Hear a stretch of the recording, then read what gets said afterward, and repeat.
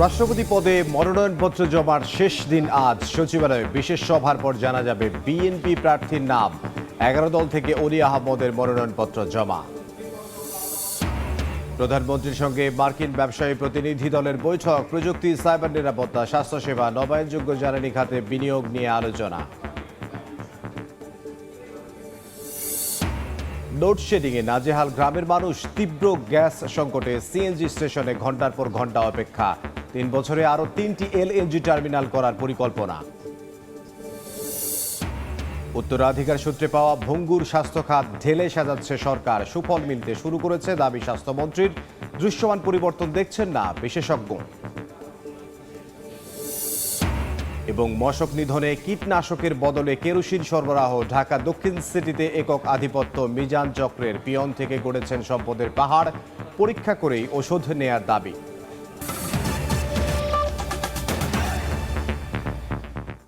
সময় সংবাদের সঙ্গে আছি আমি ইমদাদুল হক। রাষ্ট্রপতি নির্বাচনের মনোনয়নপত্র জমা দেওয়ার শেষ দিন আজ। দলীয় প্রার্থী চূড়ান্ত করতে সচিবালয়ে বিশেষ সভা ডেকেছেন প্রধানমন্ত্রী তারেক রহমান।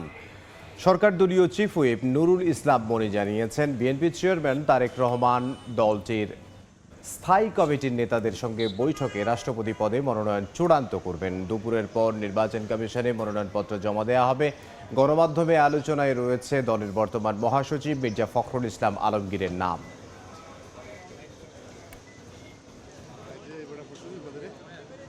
পিএমের সাথে বৈঠকে আজকে সিদ্ধান্ত হবে কাকে নমিনেশন দেওয়া হবে এবং কারা কারা মনোনয়নপত্র স্বাক্ষর করবেন ইত্যাদি সব। বৈঠকে স্ট্যান্ডিং কমিটির মাননীয় সদস্যবৃন্দ সবাই থাকবেন। দুইটাই কিনেছি, এই কারণে যদি কোনো ভুলভ্রান্তি হয় আমরা একটাই জমা দেবো।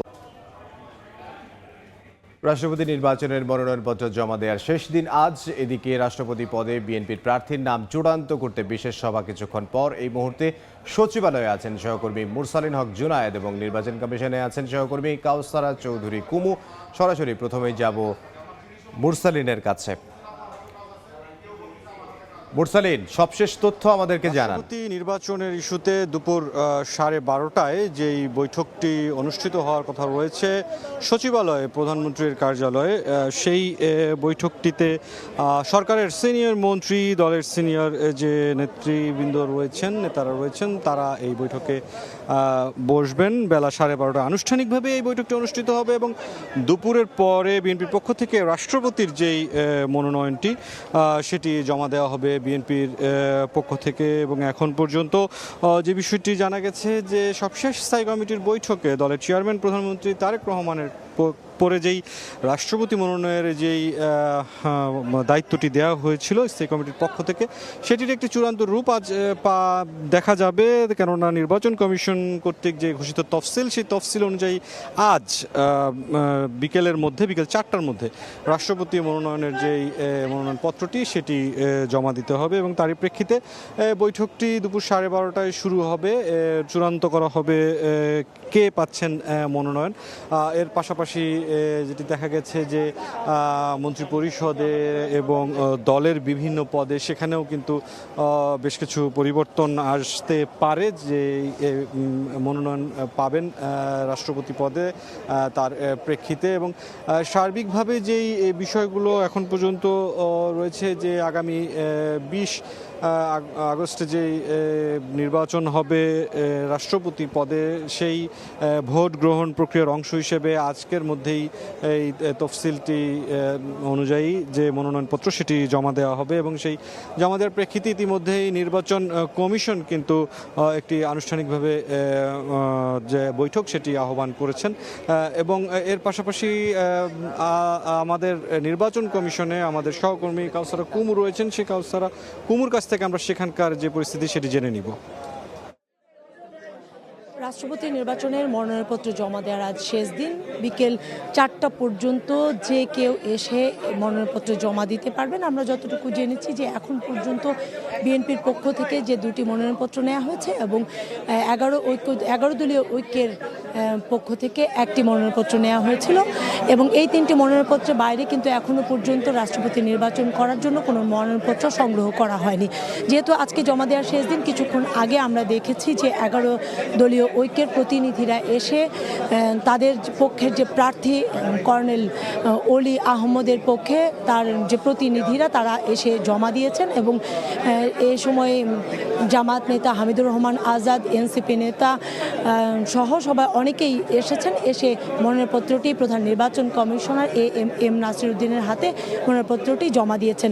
আমরা জানতে পেরেছি যে দুপুর নাগাদ বিএনপির পক্ষ থেকে এসেও তাদের মনোনয়নপত্রটি জমা দেওয়া হবে। যেহেতু দুটি মনোনয়নপত্র নেওয়া হয়েছে একটি দলের পক্ষ থেকে, আমরা জানতে পেরেছি যে দুটি পক্ষ থেকে তার যে কোনো একটি সিদ্ধান্ত নেবেন এবং একটি মনোনয়নপত্র এসে নির্বাচন কমিশনে এসে জমা দিবেন। যেহেতু বিকেল 4টি পর্যন্ত সময় রয়েছে, এই 4টা পর্যন্ত কমিশন অপেক্ষা করবে। যদি এর বাইরেও আরও কোনো কেউ মনোনয়নপত্র সংগ্রহ করে এবং সেটি জমা দেয়, সেটিও কিন্তু নির্বাচন কমিশন নিতে বাধ্য থাকবেন, যেহেতু যে কেউ এসে এই মনোনয়নপত্রটি জমা দিতে পারেন। তবে যেহেতু একটি কন্ডিশন রয়েছে যে সংসদ সদস্য হতে হবে এবং প্রস্তাবক সমর্থকও কিন্তু সংসদ সদস্য হতে হবে, এই মনোনয়নপত্রটি জমা দেওয়ার সময় যে প্রস্তাবক এবং সমর্থক থাকবেন দুজনই কিন্তু সংসদ সদস্য হতে হবে। সংসদ সদস্যের বাইরে যদি কেউ প্রস্তাবক কিংবা সমর্থক হয়ে থাকেন তাহলে কিন্তু সেই মনোনয়নপত্রটি বাতিল বলে বিবেচনা করবে নির্বাচন কমিশন। বিকেল 4টা পর্যন্ত নির্বাচন কমিশন অপেক্ষা করবে। এখন 4টার পরেই আসলে জানা যাবে যে কয়জন প্রার্থী মনোনয়নপত্র জমা দিয়েছেন এবং কে কে জমা দিচ্ছেন। এই ছিল নির্বাচন কমিশনে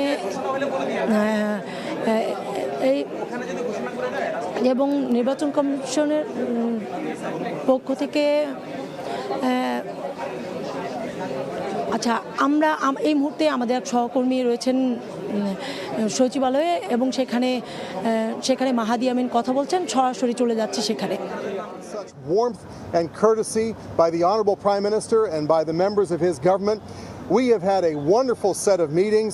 There have been 50 of us, business executives, who have flown in from all over the world representing the front line of American companies, 25 of the top American companies. American companies are very privileged to be the top investors from a foreign country in Bangladesh.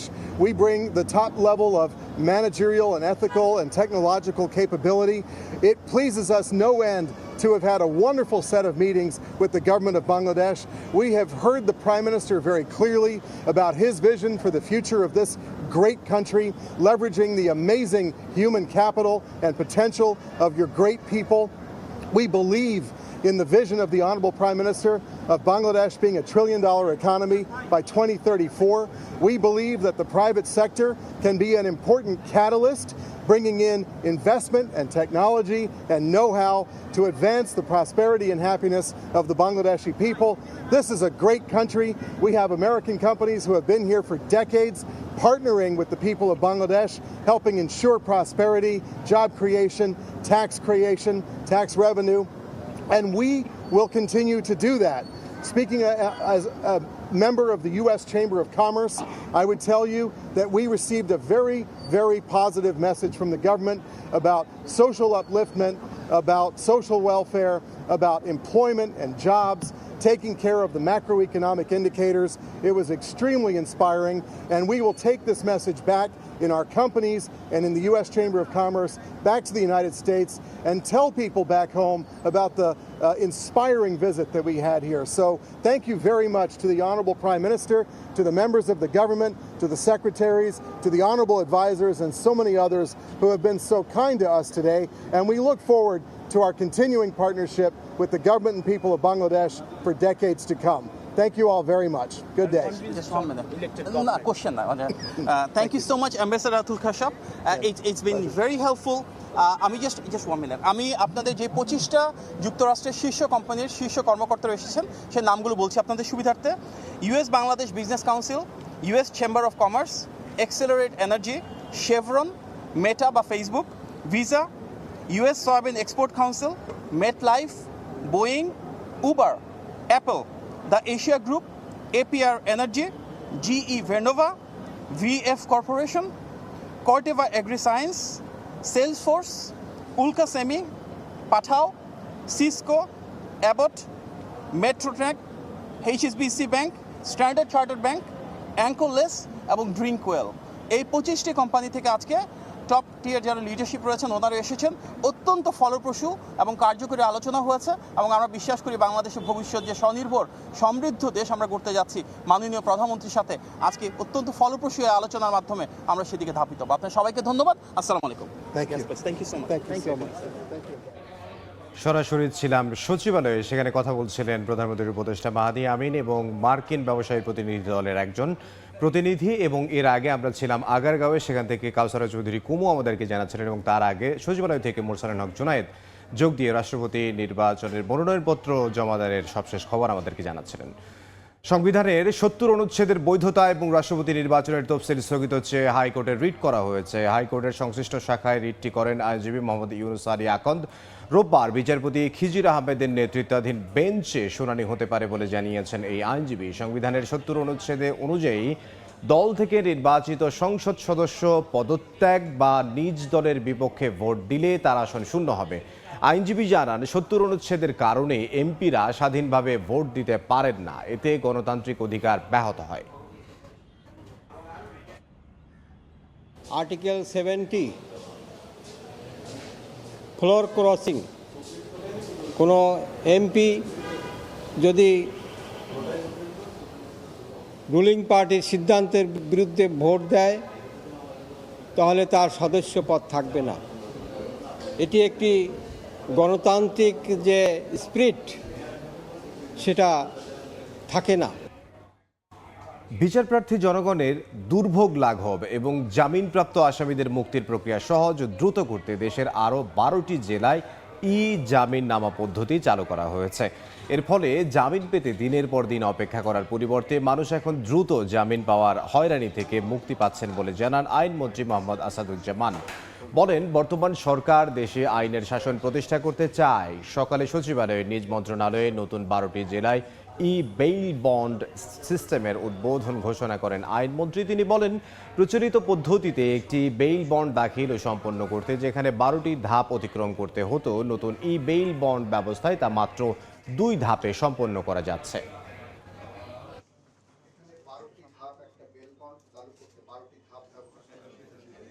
ন্যায় বিচার পাবে, সুশাসন পাবে, আইনের শাসন পাবে, সেরকম একটি জুডিশিয়ারিকে এগিয়ে নিতে আমরা বেল বন্ডের পাশাপাশি মিডিয়েশন এবং অন্যান্য জায়গায় ন্যায় বিচার নিশ্চিত করতে যে প্যারামিটারগুলো আছে সেদিকে লক্ষ্য রাখবো বলে আমরা বিশ্বাস রাখি এবং আপনারা সেই কাজে অগ্রণী ভূমিকা পালন করবেন। আমরা প্ল্যান করছি যে যারা যে জেলাতে আগামী 1 বছরের মধ্যে মামলার সংখ্যা সবচেয়ে কমাতে পারবেন, নিষ্পত্তির হার, আমরা বিকল্প তাদেরকে কিভাবে পুরস্কৃত করা যায় সেই চিন্তাভাবনার মধ্যে আমরা যাচ্ছি। আইন মন্ত্রণালয় থেকে সেরকম একটি পরিকল্পনা আমরা নেওয়ার চিন্তা করছি। গ্যাস সংকটের সঙ্গে রাজধানীতে যুক্ত হয়েছে লোডশেডিং। ঢাকার বিভিন্ন এলাকায় বুধবার রাতে লোডশেডিংয়ের ভোগান্তিতে পড়েন নগরবাসী। বসুন্ধরা আবাসিক এলাকা, মিরপুর, লালমাটিয়া, ফার্মগেট, ধানমন্ডি সহ কোথাও কোথাও 2 ঘন্টা পর্যন্ত বিদ্যুৎ ছিল না বলে অভিযোগ গ্রাহকদের। এদিকে তীব্র গ্যাস সংকটের কারণে সিএনজি ফিলিং স্টেশনগুলোতে যানবাহনের দীর্ঘ সারি, কখন কতটুকু পাওয়া যাবে জানেন না গাড়ি চালকরা। রাস্তার পাশে গাড়ির সারি দীর্ঘ হওয়ায় সকাল থেকেই রাজধানীর বিভিন্ন সড়কে যানজট দেখা দিয়েছে। এতে সপ্তাহের শেষ কর্মদিবসে ভোগান্তির মুখে সাধারণ মানুষ।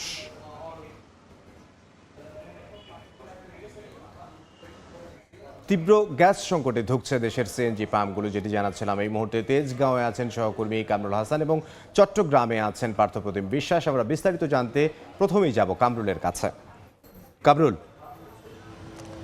আর সপ্তাহের শেষ কর্মদিবসে রাজধানীর যে ফিলিং স্টেশনগুলো রয়েছে সেই ফিলিং স্টেশনগুলোতে গ্যাসের জন্য যানবাহনের দীর্ঘ সারি আমরা দেখতে পেয়েছি এবং যে ফিলিং স্টেশনগুলো আমরা দেখেছি সবগুলোতে কিন্তু তীব্র গ্যাসের সংকট রয়েছে। আমরা এই মুহূর্তে সংযুক্ত হয়েছি মহাখালীর একটি ফিলিং স্টেশন থেকে। আপনারা নিশ্চয়ই দেখতে পাচ্ছেন পেছনে সারি সারি গাড়ি কিন্তু অপেক্ষমান এবং এই সারি মহাখালীর যে বাস টার্মিনাল রয়েছে সেই টার্মিনাল ছাড়িয়ে গেছে, অর্থাৎ প্রায় 1 কিলোমিটারও কিন্তু এখানে আমরা দেখতে পেয়েছি সারিবদ্ধভাবে গাড়িগুলো দাঁড়িয়ে আছে। ততক্ষণে তারা আসলে তাদের যে কাঙ্ক্ষিত সিরিয়ালটি আসবে এবং তারা গ্যাস নিতে পারবেন সে অপেক্ষায় রয়েছেন। আমরা এখানকার যেই কর্তৃপক্ষ রয়েছে তাদের সঙ্গে কথা বলেছি, তারা যেমনটা বলেছেন তারা চাহিদার তুলনায় অনেকাংশেই কম গ্যাস সরবরাহ করতে পারছেন এবং যতটুকু সরবরাহ করা যাচ্ছে তাতেও কিন্তু যে স্বাভাবিক যে গ্যাসের যে চাপ সেই চাপ কিন্তু তারা পাচ্ছেন না। অর্থাৎ কারো যদি 200 টাকার গ্যাস প্রয়োজন হয় সেক্ষেত্রে কেউ পাচ্ছেন 50 টাকা 100 টাকা এরকম। আবার আমরা এমনও দেখেছি আজকে সকাল থেকে বেশ কয়েকটি পাম্পে গ্যাস সরবরাহ বন্ধ থাকায় কিন্তু চালকরা ফিরে গেছেন এবং পাম্প বন্ধ রেখে তারা কিন্তু বেশ অলস সময় পার করছেন। তো এই পর্যায়ে একটু জানাবো যে আসলে এই সংকটের যে কারণ সরকারের পক্ষ থেকে বলা হচ্ছে মূলত দুটি কারণেই এই গ্যাসের যে সংকট সেই সংকটের কথা বলছে। এর মধ্যে একটি হচ্ছে যে কক্সবাজারের মহেশখালীতে যে এলএনজি টার্মিনাল রয়েছে সেই এলএনজি টার্মিনালে কিন্তু গত সপ্তাহে যে বয়লার রয়েছে সেই বয়লারে অগ্নিকাণ্ডের ঘটনা ঘটে এবং সেই ত্রুটির কারণে কিন্তু বড় একটি অংশের গ্যাস সরবরাহ বন্ধ রয়েছে এবং পাশাপাশি যে বৈরী আবহাওয়া সেই বৈরী আবহাওয়ার কারণে কিন্তু যে সমুদ্রে যে মাদার ভেসেলগুলো রয়েছে সেই ভেসেলের মাধ্যমে তারা কিন্তু গ্যাস সরবরাহ করতে পারছে না। তো একই অবস্থা চট্টগ্রামে। এই মুহূর্তে চট্টগ্রামে আছেন আমাদের সহকর্মী পার্থ প্রতিম বিশ্বাস। এখন তার কাছে জানবো আসলে সেখানকার সংকটের শেষ খবর। পার্থ, গত কয়েকদিন ধরে বন্দরনগরী চট্টগ্রামে গ্যাস সংকট চললেও কিন্তু তার সমাধান এখনও হয়নি। আজকে সকাল থেকে আমরা দেখছি আরও দুর্ভোগে পড়েছেন সাধারণ মানুষজন, বিশেষ করে চট্টগ্রামের যে সিএনজি গ্যাস স্টেশনগুলো রয়েছে তাদের সামনে আসলে যে দৃশ্যটুকু দেখা যাচ্ছে, আমরা দেখছি এই যে যারা গাড়ি চালকরা রয়েছেন তারা কিন্তু প্রতিটি সিএনজি স্টেশনের সামনে ভিড় করছে। আমরা একটি সিএনজি স্টেশনের সামনে আছি। গতকাল এই স্টেশনটি থেকে শুধুমাত্র আমরা দেখেছি গ্যাস দেওয়া হয়েছে। আজকে সকাল থেকেও কিন্তু এই স্টেশনটি বন্ধ রয়েছে এবং এই স্টেশনে যারা কর্তৃপক্ষ রয়েছে তাদের সাথে আমরা কথা বলেছিলাম। তারা আমাদেরকে জানিয়েছে আসলে গ্যাসের চাপ না থাকার কারণে তারা গ্যাস দিতে পারছেন না, তবে যখন গ্যাস আসবে তখন তারা আবারও যারা দীর্ঘক্ষণ অপেক্ষা করছেন গাড়ি চালকরা তাদেরকে কিন্তু গ্যাস দিবেন সেই প্রত্যাশাটুকু তারা ব্যক্ত করেছেন। তবে কখন গ্যাস আসবে সেটি হচ্ছে তারা জানে না। তবে মূলত গত কয়েকদিন ধরে যে বিষয়টি আমরা দেখছি, রাত 11:30 থেকে 12টার মধ্যে গ্যাস আসে এবং ভোর 7টা পর্যন্ত এখানে এই যে গাড়িগুলোর দাঁড়িয়ে আছে সেগুলোকে গ্যাস দেওয়া হচ্ছে। তবে এখানে যারা সিএনজি গাড়ি চালকরা রয়েছে তারা চরম ভোগান্তিতে পড়েছে। অনেকে গতকাল দুপুর 12টায় এসেছে, এখনো পর্যন্ত ঘরে যায়নি, গ্যাস নিয়েছে, আবার রাতে গ্যাস নেওয়ার জন্য লাইন দিয়েছে। সেক্ষেত্রে তাদের যে মালিক পক্ষ রয়েছে মালিক পক্ষ কিন্তু তাদেরকে যে টাকা দিতে হয় সেই টাকা দেওয়ার জন্য চাপ দিচ্ছে, সেক্ষেত্রে দুর্বিষহ যন্ত্রণার মধ্যে পড়েছে। অন্যদিকে যদি বাসাবাড়ির কথা বলি, চট্টগ্রামের পাঁচলাই, জামাল খান, হ্যামশার লেন থেকে শুরু করে নগরীর চাঁদগাঁও এলাকা বেশিরভাগ এলাকায় কিন্তু বাসাবাড়িতে গত কয়েকদিন ধরে গ্যাস নেই বললেই চলে। সেক্ষেত্রে সাধারণ মানুষের একটি প্রত্যাশা চট্টগ্রামে যাতে গ্যাসের সংকট দ্রুত কেটে যায় সে প্রত্যাশাটুকু তারা করছেন এবং যাতে গ্যাসের সংকট সমাধান হয় সরকারের কাছে সে আবেদনটুকুই জানিয়েছে সবাই। তো এই ছিল আমার কাছে এখনো পর্যন্ত চট্টগ্রামের কদমতলী এলাকা থেকে এখানকার সর্বশেষ খবর। গ্যাস সংকট ও গ্যাস সরবরাহ নিয়ে আমাদেরকে জানাচ্ছিলেন চট্টগ্রাম থেকে পার্থ প্রতিম বিশ্বাস এবং এর আগে রাজধানীর মহাখালী থেকে যোগ দিয়েছিলেন কামরুল হাসান। আগামী 3 বছরের মধ্যে পটুয়াখালীর পায়রা, খুলনার মোংলা ও হিরন পয়েন্টে নতুন 3টি এলএনজি টার্মিনাল নির্মাণের পরিকল্পনার কথা জানিয়েছেন বিদ্যুৎ ও জ্বালানি মন্ত্রী ইকবাল হাসান মাহমুদ। সকালে রাজধানীর মহাখালীতে centre for policy dialogue CPD আয়োজিত এক সেমিনারে অনলাইনে যুক্ত হয়ে কথা বলেন মন্ত্রী। মন্ত্রী বলেন 2029 সালের মধ্যে নতুন এসব ভাসমান এলএনজি টার্মিনালের নির্মাণ কাজ শেষ হবে। বিদ্যুতের ঘাটতি থাকার কথা জানিয়ে মন্ত্রী বলেন রাতে বিদ্যুতের চাহিদা বেড়ে যাওয়ার মূল কারণ ব্যাটারি চালিত অটোরিকশা। এসব যানের বেশিরভাগই অবৈধ সংযোগে চলে।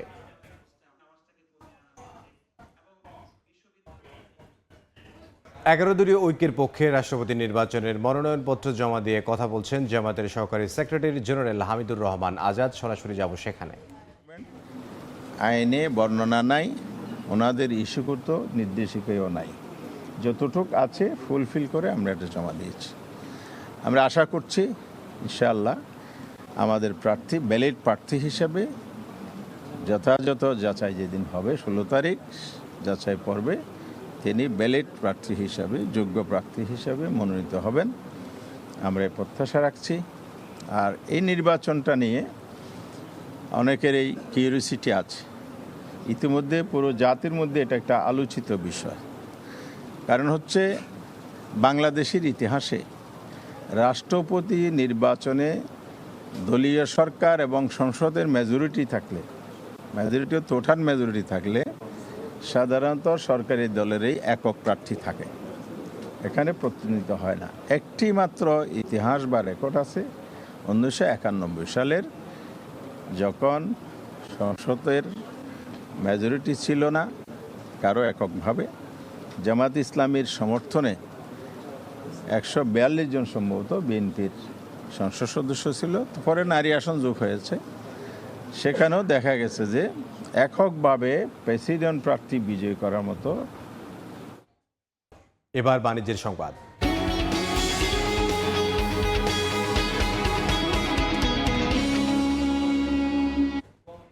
দেশের বাজারে ফের বাড়ল স্বর্ণের দাম। এবার ভরিতে সর্বোচ্চ 1633 টাকা বাড়িয়েছে বাংলাদেশ জুয়েলার্স অ্যাসোসিয়েশন বাজুস। সকালে সংগঠনটি জানায়, আজ থেকে দেশের বাজারে ভ্যাট সহ প্রতি ভরি 22 ক্যারেটের স্বর্ণের দাম পড়বে 2,36,779 টাকা। এছাড়া 21 ক্যারেটের প্রতি ভরি 2,26,165 টাকা, 18 ক্যারেটের প্রতি ভরি 1,94,206 টাকা এবং সনাতন পদ্ধতির স্বর্ণের দাম পড়বে 1,58,630 টাকা। এর আগে গেল 11 অগাস্ট স্বর্ণের দাম বাড়িয়েছিল বাজুস। 4 দশক ধরে আপনার ফাইন্যান্সিয়াল পার্টনার আইডিএলসি। আগামী 16 অগাস্ট জাতীয় মৎস্য পক্ষ 2026-এর উদ্বোধন করবেন প্রধানমন্ত্রী তারেক রহমান। মৎস্য খাতে অবদানের স্বীকৃতি হিসেবে 13টি ক্যাটাগরিতে 14 ব্যক্তি ও প্রতিষ্ঠানকে পদক তুলে দেবেন প্রধানমন্ত্রী। সকালে সচিবালয়ে সংবাদ সম্মেলনে কথা জানিয়েছেন মৎস্য ও প্রাণী সম্পদ মন্ত্রী। আমাদের একটা গভর্নমেন্ট হ্যাচারি আছে, ওইটা উনি দেখবেন, তারপরে আমাদের অনুষ্ঠানে চলে যাবেন। জাতীয় পর্যায়ে যাদেরকে স্বর্ণপদক দেওয়া হচ্ছে, এগুলি মানুষকে প্রচন্ডভাবে উৎসাহিত করে এবং আরেকজন লোক এমন ভালো কিছু করার জন্য প্রতিযোগিতায় আসবে। এটাই আমাদের মূল উদ্দেশ্য, সরকারের মূল উদ্দেশ্য। দারুণ টেস্টের খবর, টাইগার পেসারদের আগুনে গোলায় বিধ্বস্ত অস্ট্রেলিয়া। হাসান মাহমুদের 5 দেশে হারা অজি শিবির 2 করে উইকেট নিয়েছেন তাসকিন ইবাদত। প্রথম ইনিংসে 198 রানে অল আউট স্বাগতিক দল। টস জিতে আগে ব্যাটিংয়ে নেমে ওপেনিং জুটিতে দ্রুত 50 রান তোলে অজিরা। তবে ওয়েদারকে ফিরিয়ে বাংলাদেশের হয়ে প্রথম আঘাতটা করেন হাসান মাহমুদ। এরপরই হাসানের বলেই বোল্টন ট্র্যাভিস হেড ব্যক্তিগত 2 রানে ফিরতে পারতেন স্টিভেন স্মিথও, তবে ইবাদতের বলে স্লিপে ক্যাচ ছাড়েন তামিম।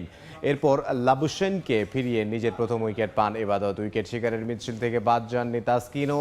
ক্যামেরন গ্রিনকে ফিরিয়ে শেষ করেন প্রথম সেশন। পরে ফিরে এসে ক্যারিকে ইবাদত এবং ওয়েবস্টারকে ফেরান তাসকিন। আর কামিল স্টার্ক এবং স্মিথের উইকেট নিয়ে ক্যারিয়ারের তৃতীয় 5 পূরণ করেন হাসান।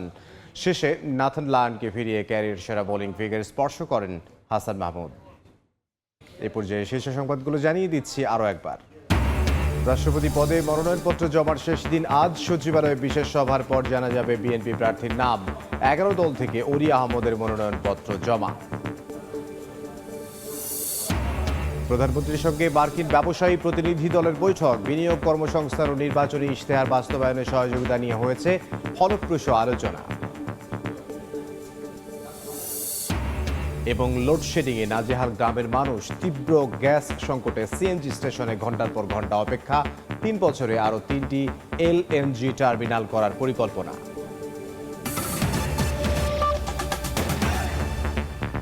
এই ছিল দুপুর 12টার সময় সংবাদে।